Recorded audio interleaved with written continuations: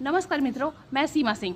मित्रों, ये तो पता है कि हमारे यहाँ पे सनातनी त्योहारों का दौर चल रहा है। अभी नवरात्रे खत्म हुआ, कल ही दशहरा खत्म हुआ है और ऐसे में नवरात्रों के त्योहारों में जनेऊधारी ब्राह्मण राहुल गांधी विपक्ष के नेता कई देशों की यात्रा पे निकले हैं। अब शायद भारत के लिए नया टूल किट बनाने के लिए, भारत के लिए नई साजिश रचने के लिए, फंडिंग के लिए, भारत में कोई नया आंदोलन पैदा करने के लिए। तो राहुल गांधी को व्रत वगैरह रखना चाहिए, पूजा पाठ करना चाहिए, तो वो विदेश में घूम रहे हैं। कल ही उन्होंने कोलंबिया में एक यूनिवर्सिटी में इंटरव्यू दिया, जहां उन्होंने फिर भारत के खिलाफ ही बोला। विदेश की धरती पे भारत के लिए अच्छा बोलना चाहिए तो बोल रहे हैं। भारत में लोकतंत्र की हत्या हो रही है, भारत में कमज़ोर वर्गों को दबाया जा रहा है, भारत में बोलने की आज़ादी नहीं है, बोलो तो जेल में डाल देते हैं। यही नहीं, राहुल गांधी ने कल महात्मा गांधी का जन्मदिन था, तो मोदी सरकार ने आरएसएस के पूरे 100 साल पूरे हो गए थे, तो उस पर एक सिक्का और डाक टिकट जारी किया। तो ये कांग्रेसियों को, ये वामपंथियों को आग लग गई कि ये सब बोलने पे तुल गए, और राहुल गांधी के साथ साथ तो सारे कांग्रेसी ट्वीट करने लग गए।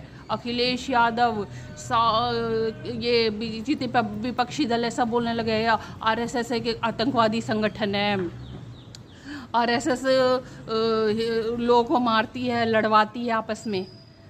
तुम इतने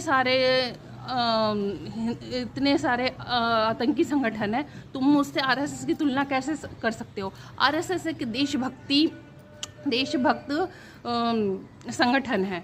जब भी कहीं आपदा आती है तो सबसे पहले आरएसएस के कार्यकर्ता वहाँ पे नज़र आते हैं। कहीं बाढ़ आए, भूकंप आए, या कहीं कोई दुर्घटना हो जाती है तो आरएसएस सरकार का इंतज़ार नहीं करती, खुद ही पहुंच जाती है। और भी इतने आतंकी संगठन है, क्या आप लोग की हिम्मत है कि उन लोगों का नाम भी ले सको? वो कितने आतंकी संगठन जाते हैं हेल्प करने के लिए, जो तुम आरएसएस की तुलना करते हो?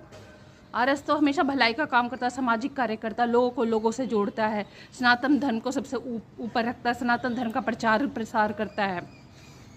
तो ये जो राहुल गांधी बोलते हैं ना, वो चुनावी हिंदू हैं, ऐसे चुनाव में ही मंदिरों में जाते हैं और फिर बाद में हिंदुओं के खिलाफ बोलते हैं।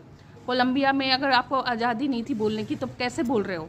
आपको तो फिर डर होना चाहिए ना कि सरकार आती है आपको अरेस्ट कर लेगी, पर सरकार ऐसा नहीं करेगी क्योंकि यहाँ अभिव्यक्ति की आज़ादी है।